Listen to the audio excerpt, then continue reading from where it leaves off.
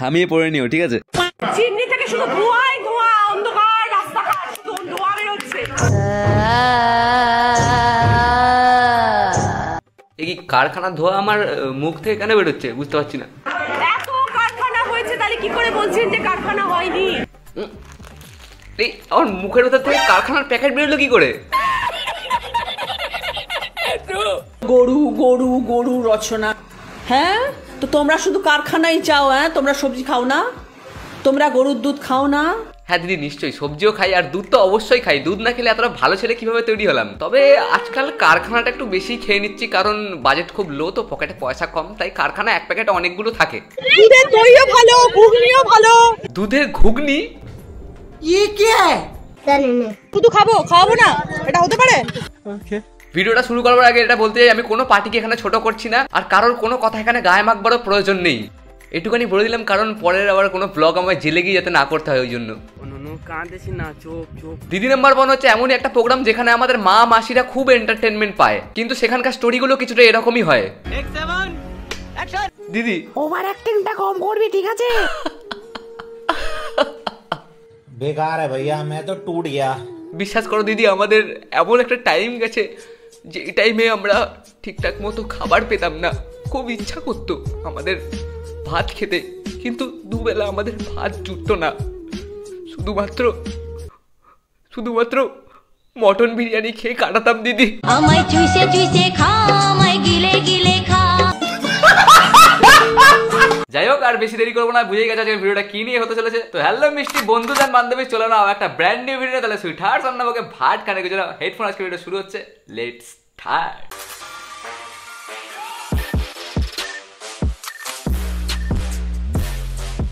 এত ঘাস এবং গাছপালায় ভর্তি, আর সেগুলো গরু খাচ্ছে। কিন্তু এইটা আমি আগে জানতাম না যে দিদি আমাদের একটা ভালো হোস্টার হওয়ার সঙ্গে সঙ্গে একজন ভালো ফুড ব্লগার। কারণ দিদি আমাদের দই খেয়েই বলতে পারে দইটা ভালোভাবে উৎপাদন কিভাবে হচ্ছে। শাক পাতা খেয়েই বড় হয় এবং সেগুলো খেয়ে হৃষ্টপুষ্ট হচ্ছে, আর তারপর তার যে দুধটা বেরোচ্ছে সেটা এত ভালো যে দইটা এত ভালো। আচ্ছা হ্যাঁ, এটা ঠিক, গরু তো শাক পাতা খেয়েই বড় হয়, আর আমি ছোটবেলা থেকে খড়ার বিচুলি খেয়ে মানুষ হয়েছি। মানে একদম ঘাস আর লতা পাতা থেকে ডাইরেক্ট দই চলে এলো, মাঝখানে কি কি প্রসেস হয়েছে সেগুলো দেখতে হবে না। স্যার একটা কথা বলবো? আরে জামা, হ্যাঁ বলো। ভোটে যদি জিতে যাও আর দেখতে পাবো তো? এ মা, ডাইরেক্ট এইভাবে কেউ প্রশ্ন করে ফেলে? একটু ইনডাইরেক্টলি করতে পারতে। চারিদিকে এত ক্যামেরা চলছে, দাদা আমাদের আবার হাত জোর করেছে এরকম করে, আর তুমি কোশ্চেনটা এরকম করলে? হ্যাঁ, জিতে গেলে দেখতে পাবে, অবশ্যই দেখতে পাবে, সেটা হচ্ছে টিভির পর্দায়। ঠিক আছে, রেডি? ক্যামেরা অন আছে তো?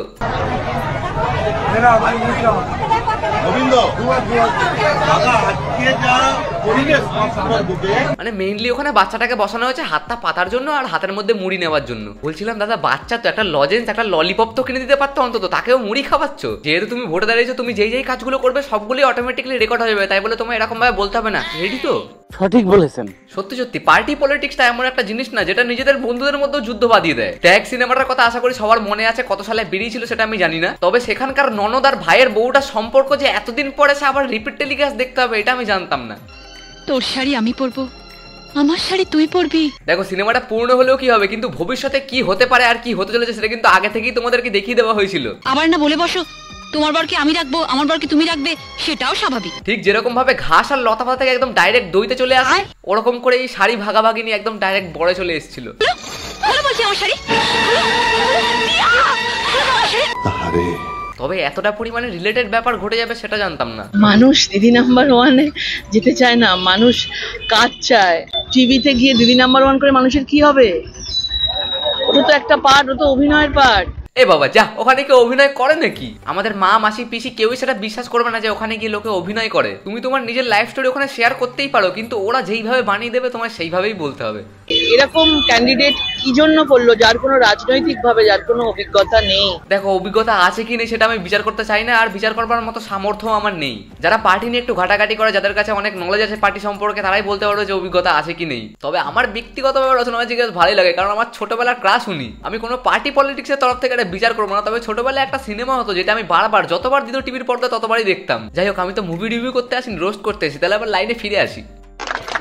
আমাদের দিদি একটু কাজ নিয়ে মাতোয়ারা হয়ে বসে আছে, পাগলের মতন ছোটাছুটি করছে, পাগলের মতন ছোটাছুটি করছে।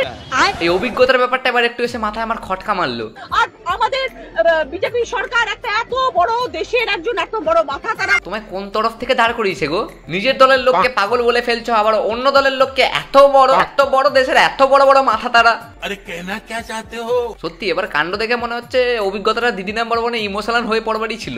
আমি যখন এলাম তখন তো দেখলাম অনেক কারখানা হয়েছে, চিমনি থেকে শুধু ধোঁয়াই ধোঁয়া, অন্ধকার রাস্তাঘাট, শুধু ধোঁয়া বেরোচ্ছে। যাক, তোমার একটা কিছু ক্লিপ আমার কাজে লাগবে মনে হচ্ছে। ওই বাথরুম থেকে বেরোবার পর সেই বাড়ির লোক যখন ঢোকে তখন বলে, এ কি এত চারিদিকে ধোঁয়া এগুলো কিসের?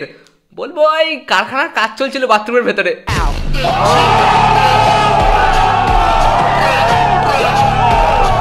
তবে দিদি প্রচারে বেরোচ্ছে এটা ভালো কথা, এত সেজে গুজে মেকআপ করে বেরিও না। আমি কি করব না করব সেটা আমি বুঝবো, তোমাকে নিয়ে মাথা ঘামাতে হবে না। তবে তোমায় নিয়ে এত মিম বানালাম, তোমার খারাপ লাগেনি তো?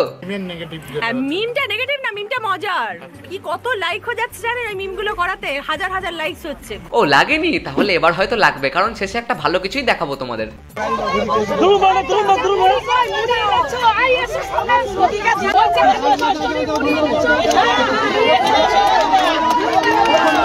আরে আজব তো, সে এত আনন্দ পেয়েছে টিভির পর্দা থেকে ডাইরেক্ট সামনাসামনি একটা মানুষকে দেখতে পেয়েছে। যাও গিয়ে মুড়িটা নিয়ে এসো। কেন ঘর থেকে কিছু খেয়ে আসোনি তুমি?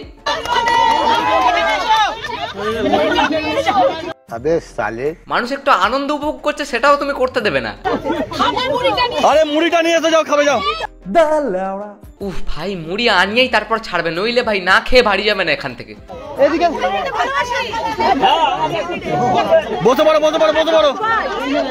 ঠিক আছে, এনাদের কথা মতো খাবারের প্যাকেটে চলে এসেছে, দিদি হাতের মধ্যে খাবারও নিয়ে নিয়েছে। কিন্তু এরপর একটা কাণ্ড করেছে, সেটা সবাই দেখতে পেয়েছে কিনা জানি না, কিন্তু আমি দেখতে পেয়ে গেছি। পাপি মন বলে নাকি?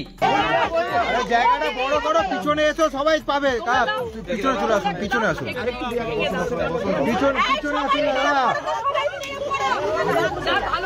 এইটা ধরো কোনো খাবার, এই খাবারটা আমি খাবো। এবার কিভাবে খাবো বলো তো? খুবই একটা ভালো খাবার। কি সুন্দর খেতে। এই তোমরা একটা কাজ করো, হাতা সবাই এরম করো তো। হ্যাঁ, হাতা এরম করো তো।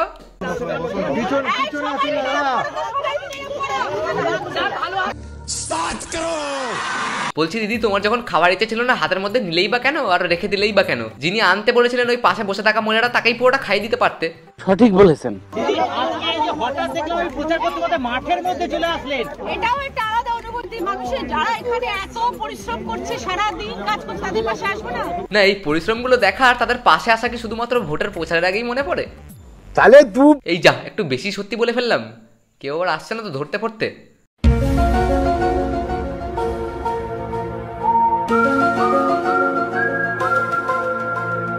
ও আচ্ছা বাবা, ভয় পেয়ে গেছিলাম, আমি ভাবছিলাম আমাকে ধরতে আসছে। যাই হোক, মালা পড়তে গেছিল, বেঁচে গেছি এই যাত্রায়। তবে যাক, আর বেশি কিছু বলবো না, নইলে আবার ব্লগ করতে হবে আমায়। গাইজ, এই তো ভেতরে বসে আছি, এখানে রুটি আর চিনি দিয়েছে, খাচ্ছি। খুব সুন্দর খাবার এখানকার। ওই জন্য আজকের ভিডিওটা এই পর্যন্তই রাখবো। যদি ভিডিওটা তোমাদের ভালো লাগে তাহলে অবশ্যই কমেন্ট করে জানিয়ে দাও, আর ভিডিওটাকে অবশ্যই লাইক করতে ভুলো না। আর চ্যানেলের মধ্যে যদি নতুন এসে তাহলে অবশ্যই চ্যানেলটাকে সাবস্ক্রাইব করে পাশে থাকা বেল আইকনটা টাং করে বাজিয়ে দাও, যাতে পরের ভিডিও আপলোড করার সঙ্গে সঙ্গে তোমার কাছে নোটিফিকেশন চলে যায়। তাহলে চলো, তোমরা সবাই সুস্থ থাকিবে, ভালো থাকিবে। তোমাদের সাথে দেখা হবে নেক্সট ভিডিওতে। আজকের মতো এই পর্যন্তই। Goodbye. अब ऐसा ना करो कि दिल जुड़ ना पाए वापस, तेरे बातों से बिखर जाऊं। हाँ